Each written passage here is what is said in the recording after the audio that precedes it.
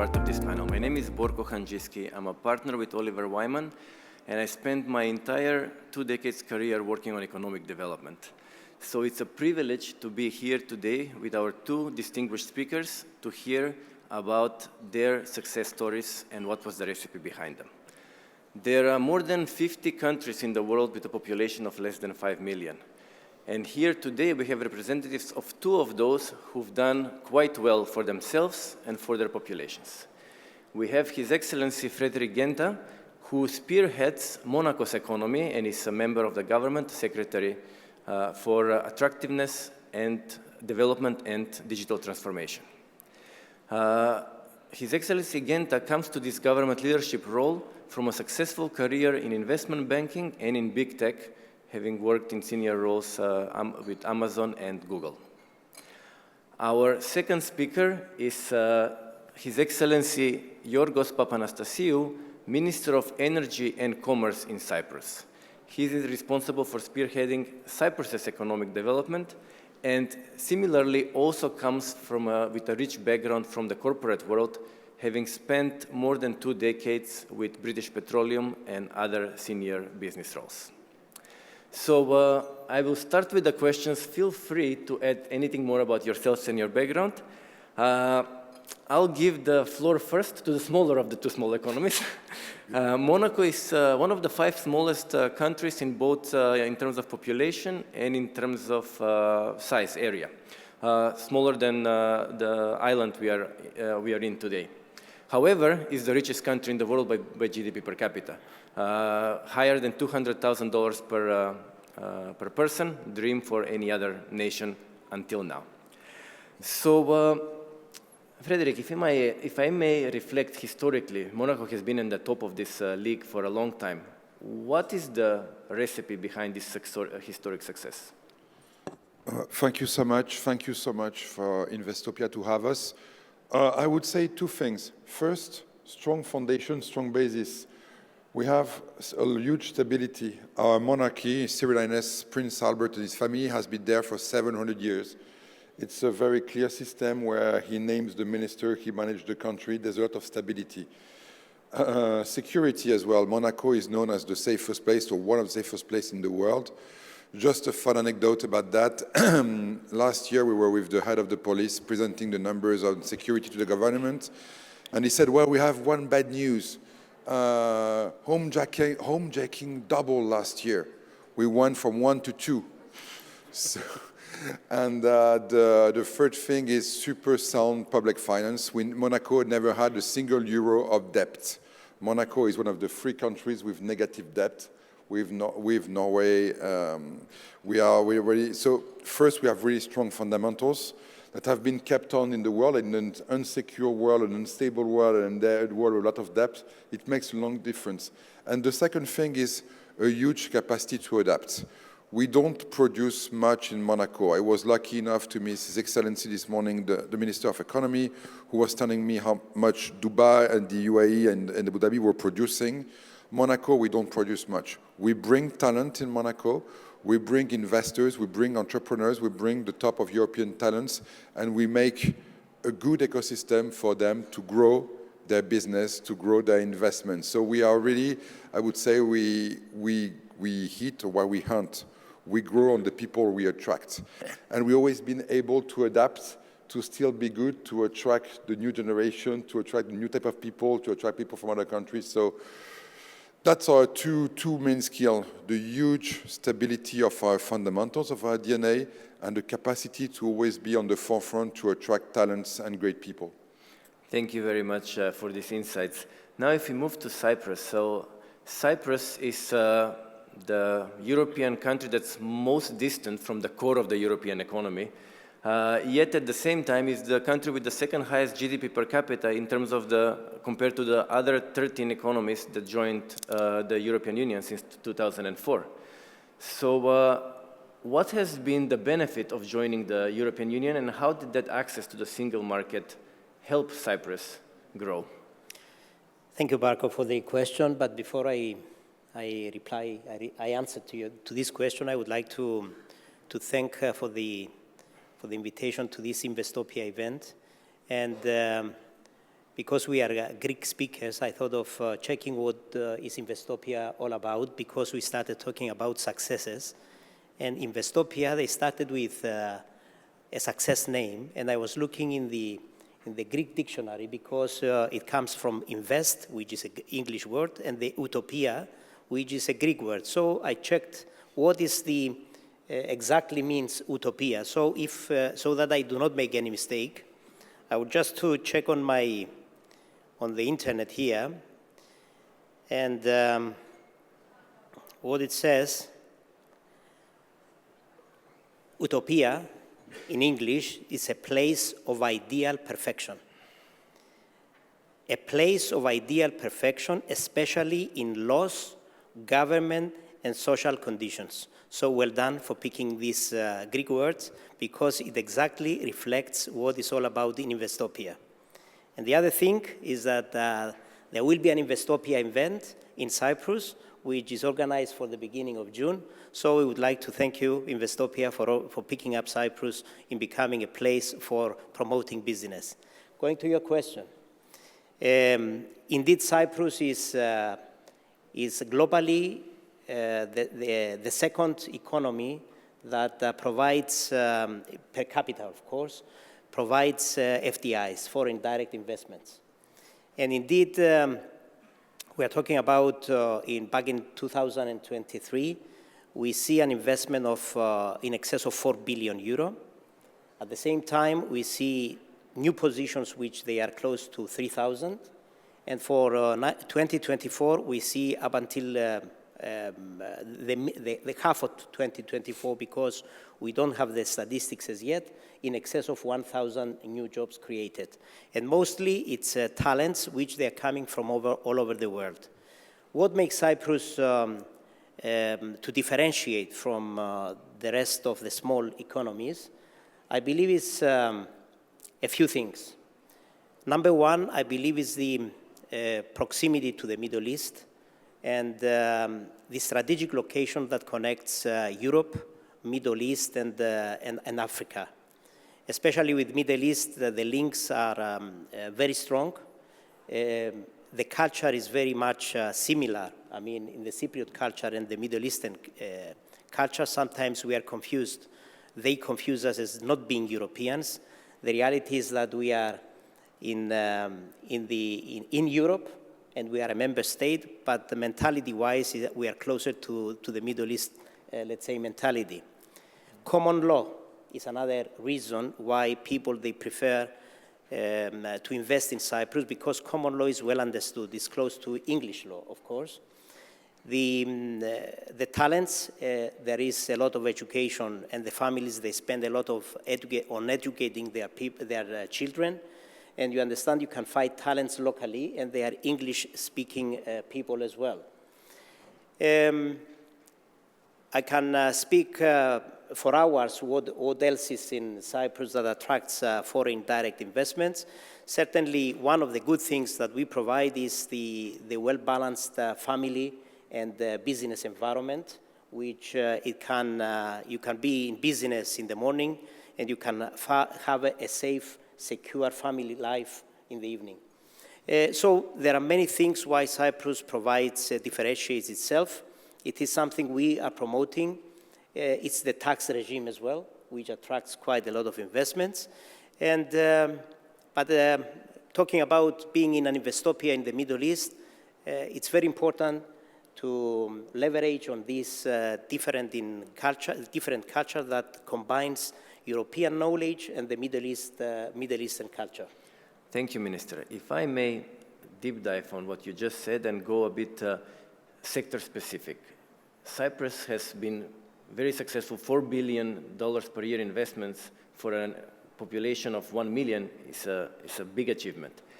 In some sectors of the economy, Cyprus is a regional, if not global leader. Finance, logistics, shipping, tourism. In those sectors, how do you manage to succeed against the competition that comes from everywhere else? Yes. Other than the FDIs, we, as a country, we export 21 billion euro of services. And just 2.4 billion euro of products. So Cyprus is a net exporter. I mean, if you take into consideration also the imports, but it's a service provider, mostly on financial services. Indeed is the case. And I can tell you that the education is very much important in providing a good quality of service. And this is as part of the other services that we have locally, lawyers, companies that they link with the international, let's say, companies that they can provide financial services as well. This is what is providing an environment for the investors to feel comfortable that indeed this is a safe environment in order to invest and we do business with.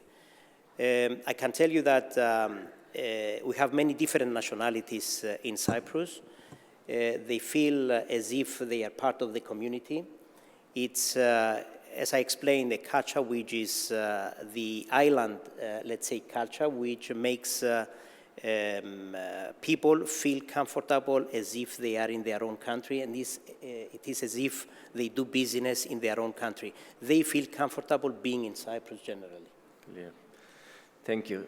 Going back to Monaco, we talked about the history. Now, looking forward, we are at a period of tectonic shifts in terms of technology, in terms of climate, geopolitics, demographics. How do you see the future of Monaco's economy, and where do you see the opportunities? Yeah, you're right, and I mean, I just gave His Cyril Highness on Tuesday a report about the future of Monaco economy, exactly highlighting three things for me which are key for the Principality. The first thing is, I'm going to think more like a CEO, I know it's your book, but the clients are changing. The way people are moving, there are more women who are business leaders, they're younger, they want to work more, they want to invest more. So now you cannot just say people come to smaller country in the end of their career. They want to build. And there are different people, and you have to take more into consideration digital issues. And so there are three changes. First, the people. Second, the norms. More and more, there are some global norms with data, with finance, with compliance that we have to apply since day one. You cannot have discrepancy between countries. And the third change is the increase of competition. First from, I would say, our usual competitors, UAE, Singapore, Switzerland, Cyprus, and new competition from also Italy, Greece, who are doing a lot also on this. So the future of Monaco is pretty simple. It's Darwinism. It's adapting to those three things, which means going big on technology because we are 2.5 square kilometers. It's more or less a bit bigger than the Dubai airport. So we have to make sure that the future of our economy is based on industries that don't consume square meters, which means finance and digital, because you need the same numbers of computers to manage 10 millions and 10 billions. So we have to invest, and what we're doing heavily in finance and digital. We were the first country in the world to launch 5G. We're the first country in the world to have a sovereign cloud. We launched our unique digital thing for the administration. We have a digital identity like Estonia. This is first topic. And we have to grow finance. We have to grow big in hedge fund, in private equity. So this is the way we're going to grow. The second thing is image. Today we are all our countries, Cyprus, Monaco, UAE, we are sellers of our image. So we have, and the Prince, His Cyril Highness, is doing a wonderful job since 2002. He's been an advocate for climate change. So now Monaco has been really strong on the climate and change and sustainability, which is key nowadays. We want to be key on AI, on modernity. We want our big events to stay strong, the Grand Prix, the tennis, the yacht show. So there is first adaptation, second the image, and the third topic for us is infrastructure. If you think that your clients are changing, that the laws are changing, that competition is putting higher standards, you have to get the best schools, international. You have to get the best hospital. You have to get the best machine, treat people. You have to get the best laws. When I mean infrastructure, you have to get the best delay. You have to have a system where people can come easily. The issue about administration is easy, and The golden visa created by UAE are really a benchmark as well for us. So 3 things: adapt our business model to industries that don't consume square meters, continue to have a great image in a time where everyone is competing for a great image, and adapt your laws and infrastructures to this new world. If you want to continue, you told us great numbers about GDP per capita. It's easier when you have 50,000 living, to be fair, but still we want to continue on this track. Thank you very much. Minister, going back to what you said, 21 billion of exports of services. How much does that go towards the EU, which is a big market you have access to being a member state? And how much are you also looking at other markets beyond the European Union? How do you decide to balance or prioritize these two?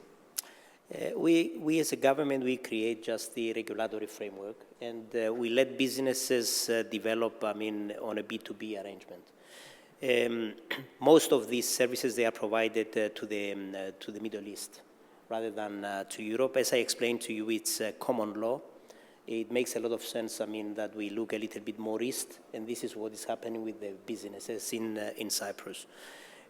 Out of the 21 billion, without exactly knowing the numbers, I expect that it will be 15 billion. It's going to the Middle East, and Cyprus is a gateway for the businesses in the Middle East to enter Europe. It provides a safe environment, a secure environment, a well-understood environment that is can be used as a gateway into the European Union. European Union is a huge market. Cyprus is a very niche market, you understand. It can be your gateway and the business's gateway into Europe. The other thing which we need to understand, despite Cyprus being a member state, it's, as you rightly pointed out, is at a distance from the mainland Europe. And this has created some considerations or some concerns at the beginning. One of the things that we are working at the moment is to connect the country to the rest of Europe. To have a common electricity network, for example, and we are investing heavily in an electricity interconnection to connect the country. Such projects, and there are many more similar to this one, there was expression of interest by companies in the Middle East in order to provide us with the expertise and the knowledge and how we can create, from the concept to go to the deliverables.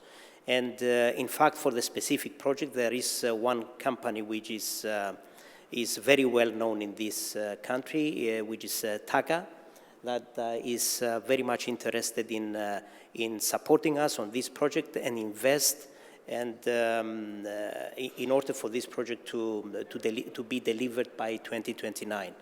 So yes, we are a European member state, a country which is small. We are 1 million, a little bit bigger than Monaco.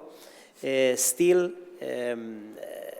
it's a small country that leverages in the things that Frederick also mentioned. It's the small economies, they can adapt themselves by far more quickly than the bigger economies, and this is what our world this is what is happening in our world these days.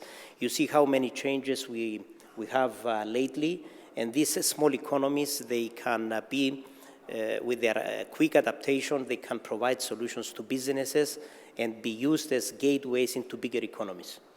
Thank you very much. Now, if you may allow me, I will ask a question to both of you that draws on your personal expertise and experience. So, Frederick, you had a successful career in big tech and Harvard Business School MBA, so a corporate profile.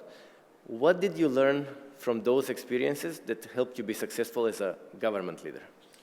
Yeah, we were discussing with my Cyprus colleague before going to the show, and we asked together the same question, like what went wrong that you ended up in the government on both sides? So, no, it's true that we both had a corporate career, me mainly in tech. I've applied a few lessons from business and from tech to the government I found quite useful. The first thing for me is the importance of usage.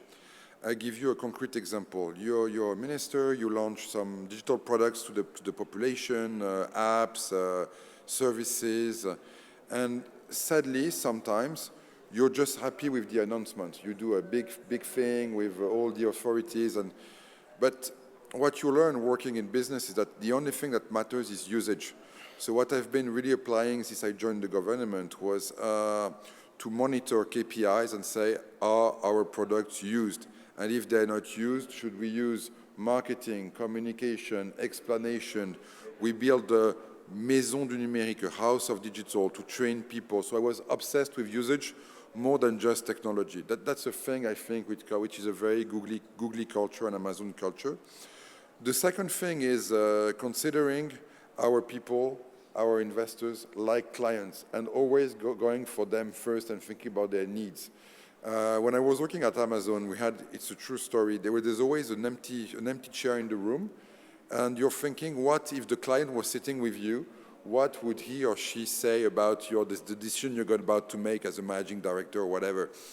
And I really act the same, saying, we work not for ourselves, for people of Monaco. So we always consider as clients. And the third thing, I think, which was quite useful, is that things that are happening at Google, at Amazon, and those big tech companies tend to happen 2-3 years later in the normal corporation, and tend to happen 2-3 years later in the government side. So what you've seen in Google should happen in governments 5 years after. In 2019, for example, when I joined the government, only 5% of the people in the administration were equipped for work from home, which means a laptop, which means Teams or Skype, which means all the infrastructure.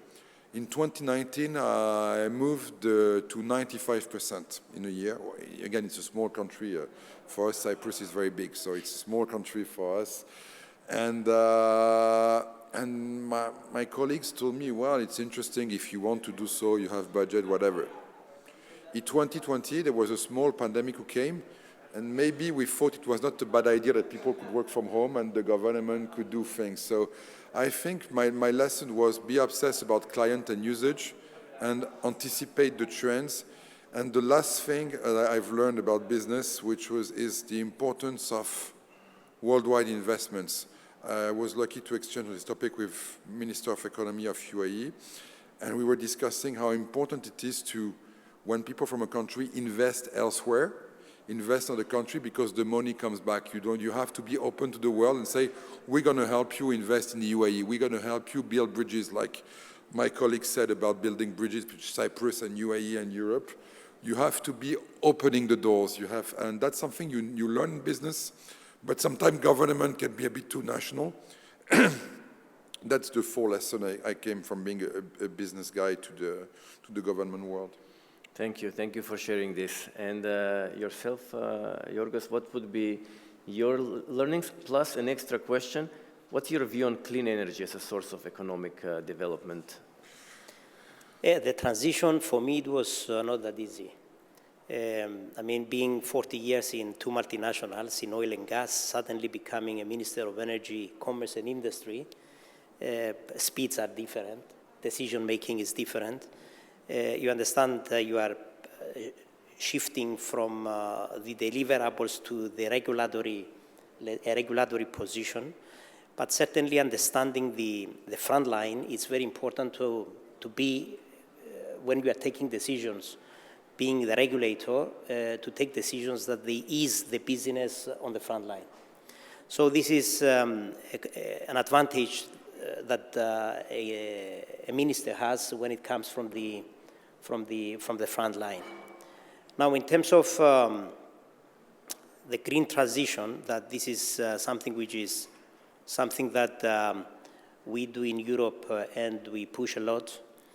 There is a big conversation at the Council of Ministers, the European Council of Ministers, that if indeed the pace that we are taking this green transition, it's the right one for the continent. And the reason that there is such a debate currently in Europe is because we see that the green transition has a cost. And the cost is quite high, I can tell, especially when it comes to the European industry, that the European industry needs to be kept competitive, and you understand which other markets are competing to the European industry. We have competition coming from the Far East. We have competition that is coming from the Far West. So you understand that having energy which is especially on the high side, especially after the disruption of the flow of gas from Russia, you understand that this is something that it needs to be handled. And there are quite a lot of debates how we can keep the pace. I mean, moving to green, developing the technologies. There is a cost developing new technologies, as currently technology cannot support the full independency of Europe as a continent. And the decision has been made that we cannot exclude any source of energy in Europe. We need to consider all sources of energy. We have a preference towards clean energy. When it is not that clean, we consider decarbonization, I mean methods of decarbonization, so that we make sure that we keep at the same time the European industry competitive as much as possible, but at the same time we respect the environment, we respect, you see the climate change what brings, and you understand that this is something that needs to be balanced. So yes, after a period of serious consideration how quickly we can move to the green transition, now there is a reconsideration, if I call it this way, that at the same time we need to support the technology towards the transition, but also we need to think a little bit internally how we can make our industry survive and be competitive and keep the competitiveness in comparison with the other, let's say, markets that they bring in competition. And we are talking about mostly products which they are manufactured in Europe. One very important one, which is energy consuming, is the steel industry. The other one is automotive industry as well. Clear. Thank you very much. This is the end of our session. Gentlemen, thank you very much for your insights. What we heard is very relevant for the UAE, and it's very much aligned with what the UAE is doing on its economic agenda. It was a pleasure to be part of this discussion. Thank you all. It's our pleasure.